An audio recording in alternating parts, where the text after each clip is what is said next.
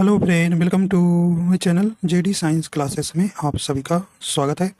जैसा कि हम UP police constable re exam Hindi के जो है प्रैक्टिस सेट सॉल्व कर रहे हैं। ठीक है, तो आज का हमारा ये प्रैक्टिस सेट नंबर तीसरा होगा। ठीक है, तो ये अंकित भाटी सारी बुक की जो है प्रैक्टिस सेट है। ठीक है, तो ये इसमें का जो है 13 है, वहाँ प्रैक्टिस सेट होगा। ठीक है, तो इसके 12 प्रैक्टिस सेट करा दिए हैं। ठीक है, उसके प्ले लिस्ट भी बना दिए हैं।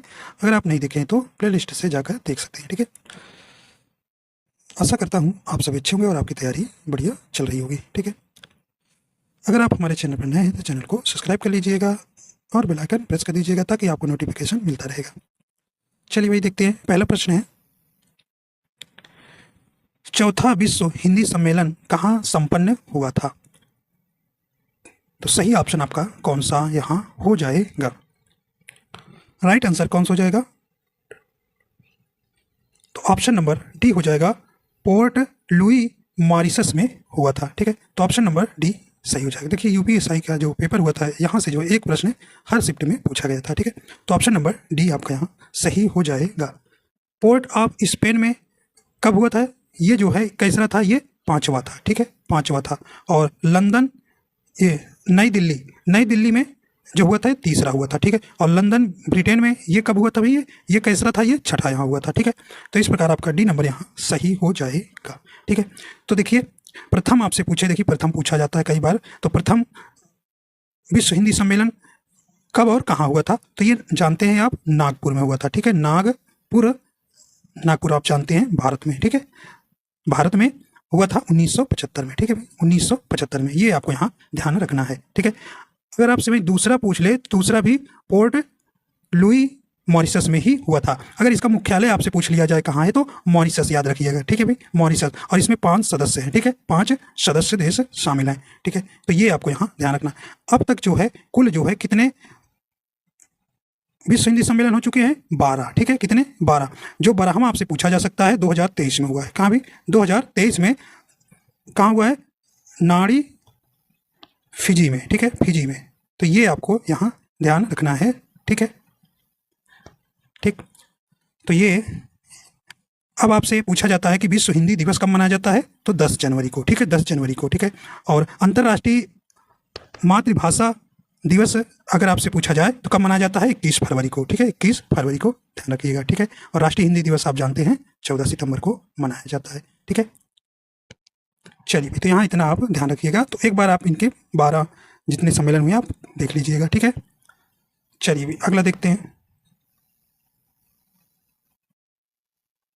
अगला आपसे पूछा जा रहा है, ममता कालिया को दुखम सुखम उपन्यास के लिए कौन सा पुरस्कार प्राप्त हुआ? ये आपको यहाँ पर बताना है। राइट आंसर आपका यहाँ हो जाएगा, तो कौन सा सम्मान प्राप्त हुआ अभी? इन्हें जो है व्यास सम्मान मिला है। ठीक है, व्यास सम्मान 2017 में। ठीक है, 2017 में जो है ममता कालिया को दुखम सुखम उपन्यास के लिए पुरस्कार व्यास सम्मान दिया गया था। ठीक है, 2017 में। ठीक है, तो इस प्रकार आपका ऑप्शन नंबर कौन सा हो जाएगा? सी नंबर सही हो जाएगा। देखिए व्यास सम्मान के जानते हैं, इसका शुरुआत कब हुई थी? 1991 में जो है के बिरला फाउंडेशन की ओर से प्रदान किया जाता है। ठीक है, तो ये आपको ध्यान रखना है। यह जो है दूसरा सबसे बड़ा साहित्य पुरस्कार है। इसमें 3 लाख जो है राशि दी जाती है। ठीक है, अगर आपसे भाई प्रथम पूछ लिया जाए तो रामविलास शर्मा को दिया गया था, भारत के प्राचीन भाषा परिवार और हिंदी के लिए। ठीक है, ठीक है, तो ये आपको यहाँ पर ध्यान रखना है। आइए देखते हैं भाई, ज्ञानपीठ पुरस्कार आया है। ज्ञानपीठ पुरस्कार भी आपसे पूछा जाता है किसकी स्थापना कब हुई थी? ठीक है, तो इसका स्थापना 1961 में हुई थी। ठीक है, और संस्थापक कौन थे? शांति प्रसाद जैन थे। ठीक है, और इसमें जानते हैं ये जो है देश का सर्वोच्च साहित्य सम्मान है। ठीक है, और इसमें जो है वर्तमान में इसकी राशि कितनी है? 11 लाख दिया जाता है। ठीक है, 11 लाख, और जब शुरू हुआ था तो 1 लाख दिया गया था, और यह जो है 23 भाषाओं में दिया जाता है। ठीक है, तो अंग्रेजी में जो है अमिताभ घोष को पहला जो है 2018 में शामिल भी किया गया था और दिया जाने लगा। ठीक है, तो इस प्रकार ये आपको ध्यान रखना है। ठीक, तो आइए देखते हैं। तो साहित्य अकादमी पुरस्कार, देखिए इसकी जो है स्थापना 12 मार्च 1954 को स्थापना हुआ था। ठीक है, यह जो है 24 भाषाओं में इसको दिया जाता है। ठीक है, 8वीं अनुसूची में 22 भाषाएं और दो है राजस्थानी और अंग्रेजी में, ठीक है। और इसकी राशि जो है 50,000 है, ठीक है, 50,000 है। और प्रथम जो है मक्खनलाल चतुर्वेदी हिम तरंगिणी के लिए 1955 में दिया गया था, ठीक है। तो ये आपको यहाँ पर इतना ध्यान देना है।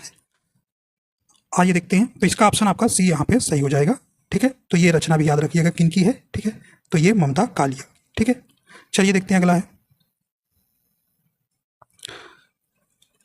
अगला प्रश्न है कि हिंदी साहित्य के इतिहास के संबंध में modern vernacular literature of Hindustan किसने लिखा है?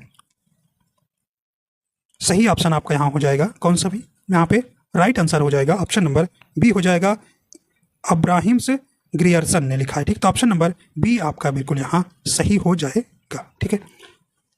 आपको यहाँ पे ध्यान रखना है, तो ऑप्शन नंबर बी नंबर सही हो जाएगा।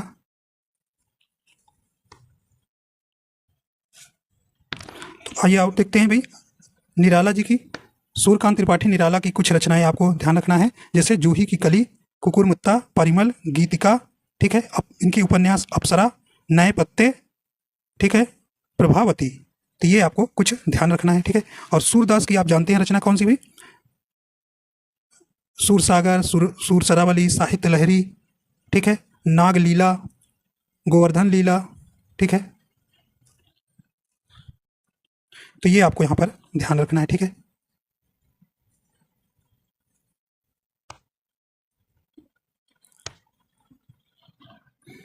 आगे देखते हैं, अरे आइए देखते हैं, अगला है हरिऔध। देखिए इनका पूरा नाम है अयोध्या सिंह उपाध्याय हरिऔध। तो इनकी एक रचना है जो बहुत पूछी जाती है, प्री प्रवास, ठीक है, ध्यान दीजिएगा। यह जो है खड़ी बोली में प्रथम महाकाव्य है, ठीक है। ये आपसे पूछा जाता है प्री प्रवास किसकी रचना है, तो बहुत ही इंपॉर्टेंस है, अयोध्या सिंह उपाध्याय हरिऔध की है, ठीक है। तो ये खड़ी बोली में प्रथम महाकाव्य है, ठीक है। और इनकी कुछ रचनाएं हैं, जैसे चोखे चौपद, चुभते चौपदे, रस कलश, ठीक है, रस कलश इन्हीं की रचना है, ठीक है। रस कलश, वैदेही वनवास, ये इन्हीं की रचना है, ठीक है, हरिऔध की। तो यहाँ पे ये आपको ध्यान रखना है, ठीक। तो ये प्री प्रवास जरूर ध्यान रखिएगा, ठीक है। और वैदेही वनवास, ठीक है, और रस कलश, ठीक। तो ऑप्शन नंबर 20 का आपका राइट हो जाएगा। अगला देखते हैं, अगला कहना है कि हिंदी के प्रथम महाकाव्य का क्या नाम है, ये आपको यहाँ बताना है। हिंदी के प्रथम महाकाव्य का क्या नाम है? सही ऑप्शन आपका यहाँ हो जाएगा, कौन सा हो जाएगा भी? देखिए प्री प्रवास तो जो है आपका जानते हैं, ये क्या है भी, खड़ी बोली गद्य का प्रथम महाकाव्य है, ठीक है। लेकिन यहाँ पे प्रथम महाकाव्य का नाम क्या है? तो ये आपका ऑप्शन नंबर बी हो जाएगा, पृथ्वीराज रासो, ठीक है। ऑप्शन नंबर बी आपका यहाँ सही हो जाएगा। हिंदी का प्रथम महाकाव्य क्या है भी?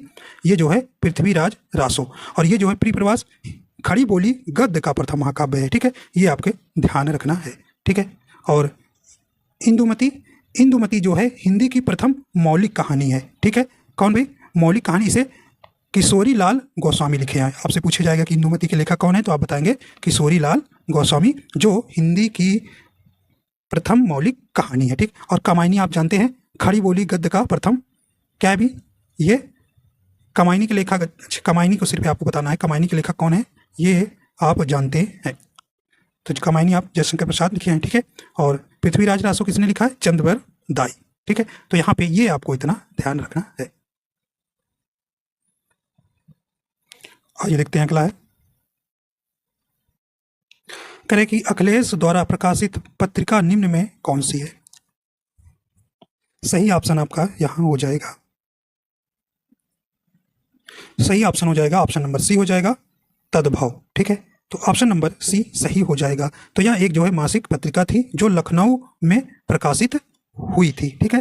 तो ऑप्शन नंबर सी आपका यहां सही हो जाएगा। अगला है, कला और बूढ़ा चांद निम्न में से किस कवि की रचना है? तो ये किसकी रचना है भी? यहाँ पे सही ऑप्शन आपका यहाँ हो जाएगा। तो किन की है भैया? सुमित्रा नंदन पंत की, ठीक। तो ऑप्शन नंबर ए आपका बिल्कुल यहाँ सही हो जाएगा, कला और बूढ़ा चांद पंत जी की रचना है, ठीक है। तो जिन्हें आप प्रकृति के सुकुमार भी कहते हैं इनको। इनकी और रचना है चितंबरा, ठीक है, चितंबरा, और कौन भी, पल्लव, युगवाणी, ठीक है, युगांत और गुंजन, ठीक है, ये इनकी कुछ रचनाएं हैं, ध्यान रखिएगा, ठीक है। तो ऑप्शन नंबर यहाँ पे सही हो जाएगा ए नंबर। आइए देखते हैं अगला प्रश्न है, निम्नलिखित में से विजातीय स्वर नहीं है। देखिए विजातीय स्वर नहीं है आपसे पूछा गया है, तो आप जानते हैं जातीय आधार पर स्वरों को दो वर्गों में बांटा गया है, ठीक है, सजातीय स्वर और विजातीय स्वर, ठीक है। तो यहाँ पे आपका राइट आंसर हो जाएगा। देखिए विजातीय स्वर आप जानते हैं दो अलग अलग स्वर्ण वर्णों के मेल से बनता है, उन्हीं को हम विजातीय स्वर कहते हैं। और इनकी संख्या आप जानते हैं कितनी है भाई, विजातीय स्वरों की 4 होती है। ये भी आपसे पूछा जाता है कि विजातीय स्वरों की संख्या कितनी है, तो आप बताएंगे 4, ठीक है। कौन कौन से हैं वो, देखिए ए, ऐ, ओ, औ, ठीक है, ये आपको यहाँ पर ध्यान रखना है। तो यहाँ पे राइट आंसर आपका कौन सा हो जाएगा यहाँ पे,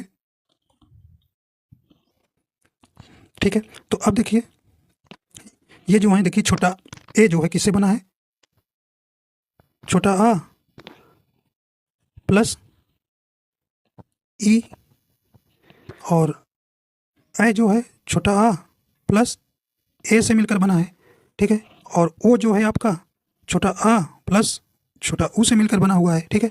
और औ जो है छोटा आ प्लस ओ से मिलकर बना हुआ है, ठीक है। तो ये जो है आपका कैसा हो गया भाई, ये जो है विजातीय स्वर है, ठीक। तो इसमें आपका ऑप्शन कौन सा हो जाएगा, तो आप सही ऑप्शन हो जाएगा ऑप्शन नंबर सी हो जाएगा, ठीक है। तो ये जो है आपका छोटा ऊ जो है विजातीय स्वर नहीं है, ठीक है। तो इस प्रकार आपका ध्यान रखना है। तो ऑप्शन नंबर सी यहाँ सही हो जाएगा, ठीक। तो आपसे यहाँ पे विजातीय, देखिए पहली बात आपसे नहीं पूछा जाएगा, सिर्फ आपसे पूछा जाएगा विजातीय स्वर इसमें से कौन है या कितने प्रकार के होते हैं, या आपको दे देगा जो है ऐ इनमें से किससे मिलकर बना हुआ है, तो ये आपको सब याद रखना है, ठीक। तो ए जो है छोटा प्लस ई से मिलकर बना हुआ है, देखिए अलग अलग है ना, छोटा और छोटी अलग अलग स्वर से मिलकर बनाता है, उसी को विजातीय कहते हैं, ठीक है। और ऐ जो है छोटा और ए से मिलकर बना है, ओ छोटा और छोटा ऊ से, और औ जो है छोटा आ और औ से मिलकर बना है, ठीक है। तो ये हो गए विजातीय स्वर। तो इसी में आपको हम सजातीय स्वर भी बता देते हैं, ठीक है। तो इसको हटाते हैं, देखिए सजातीय स्वर, तो सजातीय इसका मतलब ही समझ में आ रहा है कि क्या होता है, वे स्वर जो दो समान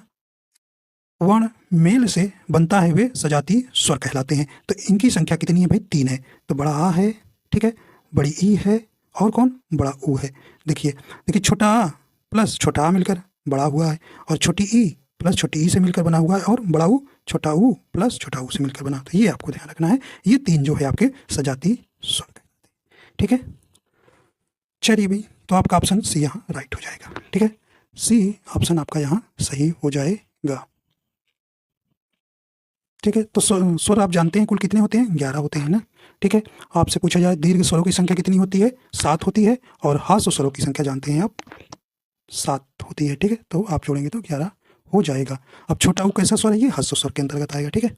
चलिए आगे देखते हैं अगला है, अगला कहते हैं कि भूकंप शब्द में संज्ञा का भेद है।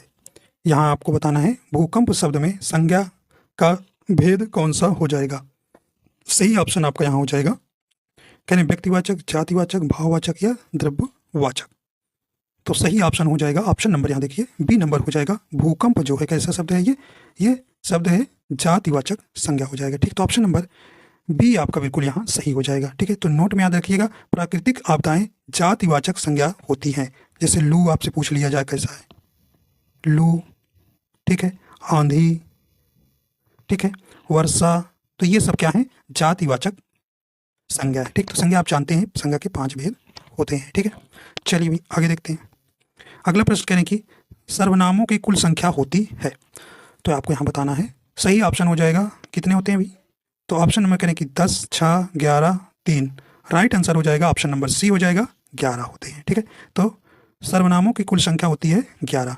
कौन कौन, जैसे मैं, ठीक है, मैं, तू, आप, ठीक है, आप, जो, सो, यह, ठीक है, यह, और कौन, वह, क्या, कौन, ठीक है। इनके सबको याद रखना है, कुछ, कौन, कोई और कुछ, ठीक है, कोई और कुछ। तो ये आपको 11 जो है इनको ध्यान रखना है। इसमें पूछ लेगा कौन सा सर्वनाम नहीं है, ठीक है। तो ये आपको ध्यान रखना है। मैं, तू, आप, जो, सो, यह, वह, क्या, कौन, कोई, कुछ, ठीक है।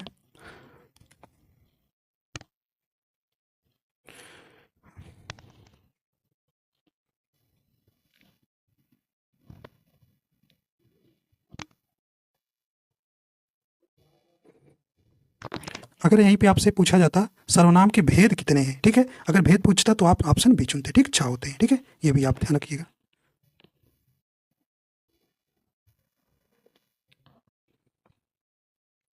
अगला है, यह रास्ता टेढ़ा मेढ़ा है, रेखांकित शब्द में विशेषण है। सही ऑप्शन आपका हो जाएगा यहाँ पे।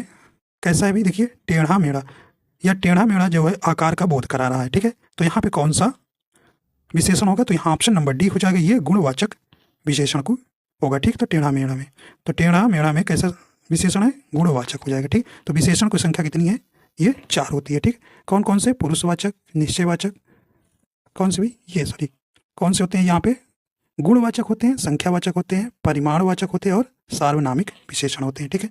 तो ये जो है 4 होते हैं। आइए देखते हैं अगला है। अगला कहना है कि उथला शब्द का विलोम है। तो यहाँ पे आपको बताना है उथला शब्द का विलोम कौन सा इसमें हो जाएगा। तो आप जानते हैं उथला का क्या होगा भी, यहाँ पे ऑप्शन नंबर ए हो जाएगा, गहरा हो जाएगा। तो इसे देखिए गहरा, ठीक, या छिछला भी होता है, ठीक है। तो ये भी आपको ध्यान रखना। अगला है, तो ये कई बार आया आपको प्रश्न है, रिजु शब्द का विलोम है। यहाँ पे राइट आंसर हो जाएगा, रिजु का विलोम ऑप्शन नंबर सी हो जाएगा, वक्र होता है, ठीक है। कहने कि धूसर शब्द का पर्याय है। सही ऑप्शन आपको यहाँ हो जाएगा। तो धूसर का पर्यायवाची क्या होता है अभी,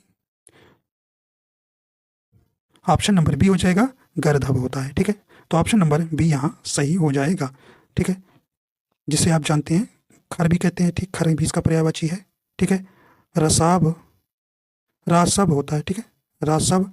वैशाख नंदन, ठीक है, वैशाख नंदन, गदहा, ठीक है, बेसर, ये जो है धूसर के पर्यायवाची हैं, ठीक है। अश्व जानते हैं ये घोड़ा का है, ठीक है, और मेघ आप जानते हैं बादल का है, ठीक है। आइए देखते हैं अगला है, करें कि वाहस निम्नलिखित में से किसका पर्यायवाची है। ये किसका है भी, सही ऑप्शन हो जाएगा, ये अजगर का है, ठीक है। ऑप्शन नंबर सी सही हो जाएगा। ये जो है अजगर का पर्यायवाची है, तो ऑप्शन नंबर सी यहाँ सही हो जाएगा, वाहस अजगर का पर्यायवाची है। अंधकार आप जानते हैं, अंधेरा, तिमिर, तमस, तम इसके पर्यायवाची है। हिरण, अरंड सोना का पर्यायवाची है, ठीक है। अच्छा, ये सॉरी, अरंड जो है किसका पर्यायवाची है, ये जंगल का है, ठीक है। जंगल, विपिन, कानन और बिटप, ठीक है, ये जो है जंगल के पर्यायवाची है। तो इस प्रकार आपका सी नंबर सही हो जाएगा। अगला देखते हैं, निम्नलिखित में से कौन सा शब्द स्त्रीलिंग है। सही ऑप्शन आपका यहाँ हो जाएगा, तो केतली, केतली आपका कैसा शब्द है, ये केतली जो है ये स्त्रीलिंग हो जाएगा, ठीक। तो ऑप्शन नंबर डी आपका यहाँ सही हो जाएगा। अगला है, पति शब्द का अविभक्तिक बहुवचन होता है। सही ऑप्शन हो जाएगा, तो यहाँ पर ऑप्शन नंबर ए हो जाएगा, पति होगा, ठीक है। तो यहाँ पे ऑप्शन नंबर ए आपका सही हो जाएगा।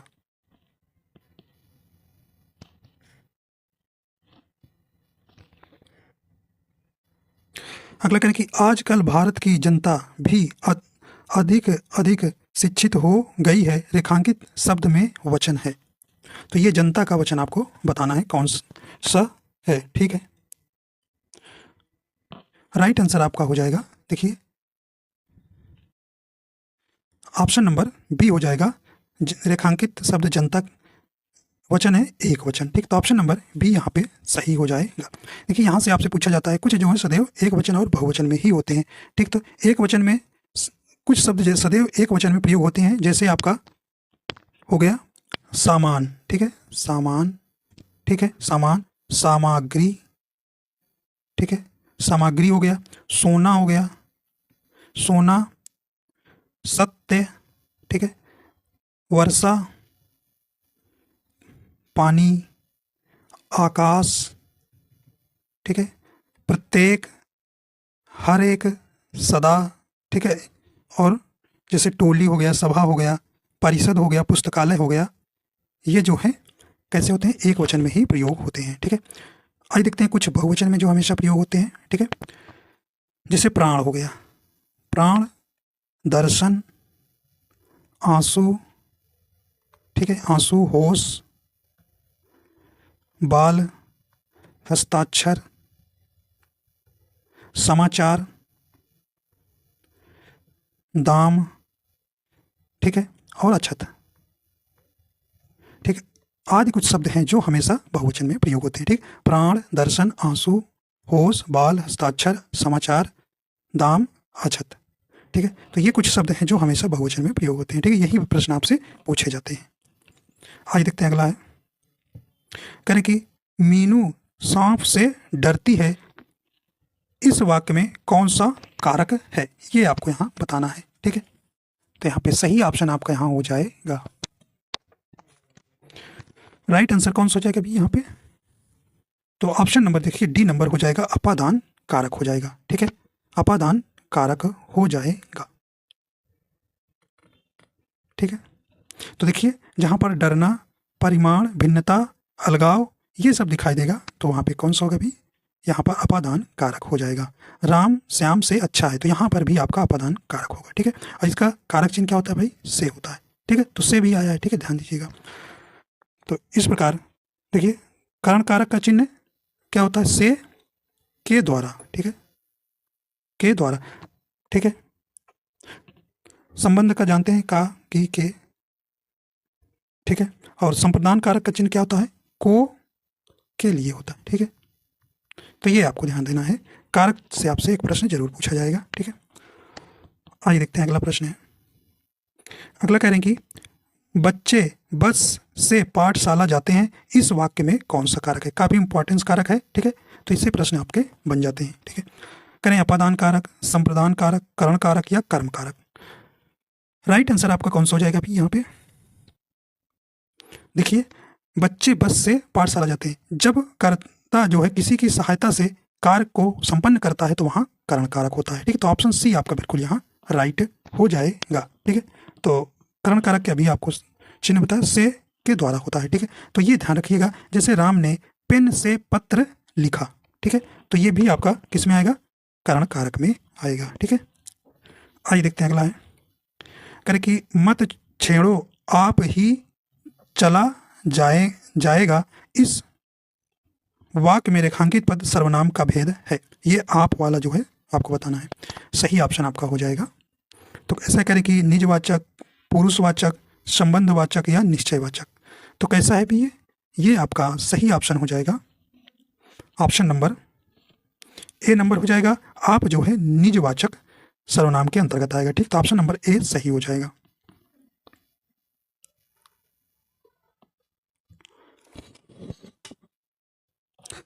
अगला करें कि उसने नया शॉल खरीदा है, वाक्य में कौन सा विशेषण है। देखिए नया शॉल जो पहने ओढ़ने वाली होती है सर्दियों में, ठीक है। राइट आंसर आपका कौन सा हो जाएगा, तो देखिए नया, नया जानते हैं कि कैसा बता रहा है, देखिए संख्या कोई 1 2 3 नहीं, तो यहाँ पे आपका बी नंबर सही हो जाएगा, गुणवाचक विशेषण, ठीक है। तो ऑप्शन बी आपका यहाँ सही हो जाएगा। अगला देखते हैं भी, अगला प्रश्न है, कह रहे हैं कि मूल स्वरों की संख्या है, तो यहाँ पे आपको बताना है मूल स्वरों की संख्या है, आपको बताया गया है, ठीक है। सही ऑप्शन आपका यहाँ हो जाएगा, तो कौन सा हो जाएगा भी यहाँ पर, ऑप्शन नंबर आपका यहाँ पर डी नंबर राइट हो जाएगा, ठीक है। 4, ठीक है। कौन कौन, छोटा, छोटी ई, छोटा ऊ और री, ठीक है। तो यहाँ पे सही ऑप्शन आपका हो जाएगा डी नंबर। तो मूल स्वरों की संख्या कितनी है, 4।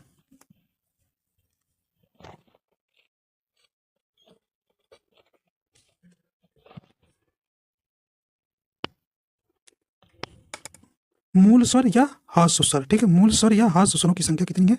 4, ठीक था। ऑप्शन नंबर डी यहाँ सही हो जाएगा। अगला करें कि व्याकरण में काल का क्या अर्थ है? सही ऑप्शन आपका यहाँ हो जाएगा। तो क्या अर्थ है भी, ये पूछा हुआ प्रश्न है। ऑप्शन नंबर सी हो जाएगा समय, ठीक है। तो ऑप्शन नंबर सी यहाँ सही हो जाएगा। तो काल जो है 3 प्रकार के होते हैं, ठीक है। कौन कौन? वर्तमान काल, भूतकाल और भविष्य काल, ठीक है। तो यहाँ पे वर्तमान काल के 5, भूतकाल के 6 और भविष्य काल के 3 भेद होते हैं, ठीक है। अगला कह रहे हैं कि उपमा अलंकार के कितने अवयव होते हैं, ये आपको यहाँ बताना है। तो आप जानते हैं उपमा अलंकार के कुल कितने वेद होते हैं भी। यहाँ पे राइट आंसर आपका यहाँ हो जाएगा, सही ऑप्शन हो जाएगा। कुल कितने होते हैं? 4, ठीक है। तो ऑप्शन नंबर ए नंबर सही हो जाएगा। उपमा अलंकार के कितने अवयव होते हैं? तो ये 4 होते हैं, ठीक है। चाहे आप अंग कहें या अवयव, ठीक है। कौन कौन से? उपमेय, उपमान, साधारण धर्म और वाचक शब्द, ठीक है। तो उपमा अलंकार की परिभाषा क्या है भी? जब किसी वस्तु की तुलना किसी दूसरे व्यक्ति या वस्तु से की जाती है या उपमेय की तुलना उपमान से की जाती है तो वहां पर उपमा अलंकार होता है, ठीक है। तो ऑप्शन ए सही हो जाएगा आपका यहाँ। अगला कहने की बुरे उद्देश्य से की गई गुप्त मंत्रणा के लिए एक शब्द है। सही ऑप्शन आपका यहाँ कौन सा हो जाएगा भाई? सही ऑप्शन हो जाएगा, ऑप्शन डी हो जाएगा, दुर्वि संधि हो जाएगा, ठीक है। तो ऑप्शन डी आपका यहाँ पर सही हो जाएगा। अगला करें कि मैंने अपने पुत्र के नाम बैंक में 10 वर्ष के लिए स्पेस जमा खाता खुलवाया है।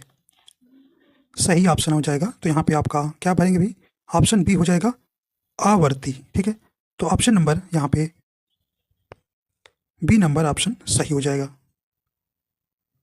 ठीक। तो आवर्ती जो है जमा खाता बैंक खातों के प्रकार में से क्या होता है? एक होता है, ठीक। अगला करें कि निम्नलिखित में से कौन सा अल्प विराम चिन्ह है?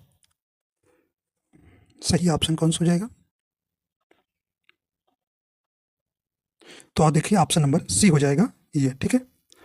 ये जो है आपका कैसा है? ये विस्मयादिबोधक चिन्ह है, ठीक है। ये अर्ध विराम है और ये पूर्ण विराम है, ठीक है। अगला कहने कि जब आप भाषण दे रहे थे तब मैं सभा में था, रचना के आधार पर वाक्य है ये आपको यहाँ पर बताना है। सही ऑप्शन आपका यहाँ हो जाएगा कौन सा भी? तो ऑप्शन नंबर आपका हो जाएगा, कहेंगे जब आप भाषण दे रहे थे, मतलब एक काम के साथ दूसरा भी चल रहा है, तब मैं सभा में था। तो यहाँ पे कौन सा हो जाएगा? ऑप्शन नंबर यहाँ पे ए नंबर हो जाएगा, मिश्र वाक्य होगा, ठीक है। तो ऑप्शन नंबर ए आपका सही हो जाएगा। तो जानते हैं आप रचना के आधार पर वाक्य के 3 भेद होते हैं, ठीक है। कौन कौन? सरल वाक्य, संयुक्त वाक्य और मिश्रित वाक्य, ठीक है। तो मिश्रित वाक्य क्या है? जिन वाक्यों में एक मुख्य या प्रधान वाक्य हो और अन्य आश्रित उपवाक्य हो उन्हें मिश्रित वाक्य कहते हैं, ठीक है। और संयुक्त वाक्य आप जानते हैं, संयुक्त वाक्य जिन वाक्य में 2 या 2 से अधिक सरल वाक्यों किसी समुच्चय अवयवों जैसे और, तथा, पर, परंतु एवं आदि से जुड़े हैं उन्हें संयुक्त वाक्य कहते हैं, ठीक है। और सरल वाक्य आप जानते हैं जिन वाक्य में केवल एक ही उद्देश्य और एक ही विधेय होता है उन्हें सरल वाक्य कहते हैं। आइए देखते हैं अगला है, कह रहे हैं कि सही वाक्य है, यहाँ पे आपको सही वाक्य वाला चुनना है, ठीक है। राइट आंसर हो जाएगा इसमें आपका ऑप्शन हो जाएगा कौन सा? डी नंबर, वह दंड के योग्य है, ठीक है। आइए देखते हैं अगला है, कहने कि उड़ती चिड़िया पहचानना मुहावरे का सही अर्थ है। राइट आंसर हो जाएगा, ऑप्शन हो जाएगा बी नंबर, मन की बात जान लेना, ठीक है। चलिए देखिए ये गद्यांश है तो ये आप करिएगा अपने से, ठीक है।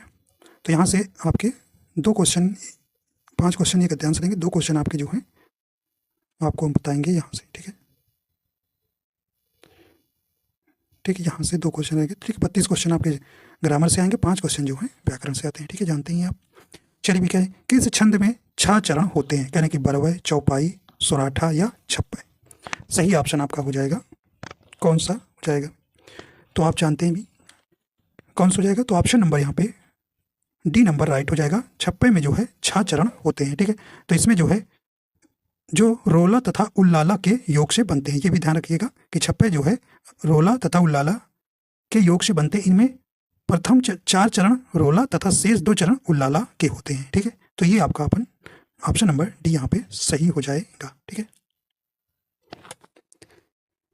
ठीक है। चौपाई देखिए, चौपाई में आप जानते हैं इसमें 4 चरण होते हैं, 16-16 मात्राएं होती हैं। ठीक है, बरवे में 12 7-7 मात्राएं होती हैं। ठीक है, और सोराठा जो है दोहा का उल्टा होता है 11-13। ठीक है, तो ये आपको ध्यान रखना है यहाँ पे।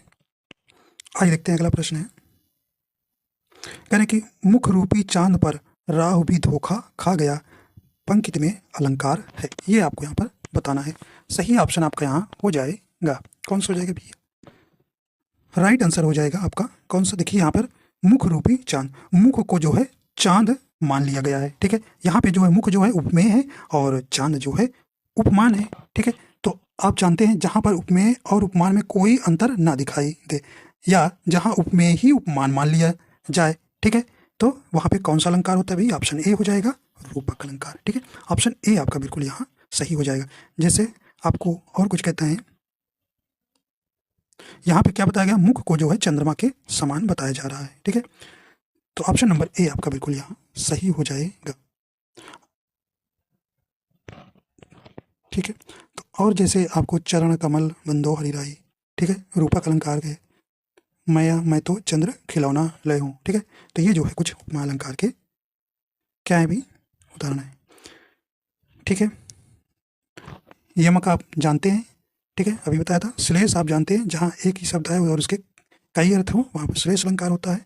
ठीक है, यमक अलंकार जहाँ पर एक शब्द कई बार आए उसके अर्थ अलग अलग हो तो वहाँ पर यमक अलंकार होता है। ठीक है, तो इस प्रकार देखिए आपके पूरे हो जाते हैं प्रैक्टिस। ठीक है, तो ये आपका उदाहरण काफ़ी इंपॉर्टेंट है। ठीक है, परीक्षा में आपसे पूछा गया है। ठीक है, तो ध्यान रखिएगा। तो आशा करता हूँ ये आपको पसंद आया। अगर पसंद आया तो लाइक एंड शेयर कर दीजिएगा। अगर आप हमारे चैनल पर नए हैं तो चैनल को सब्सक्राइब कर लीजिएगा। वीडियो देखने के लिए आपका बहुत बहुत धन्यवाद।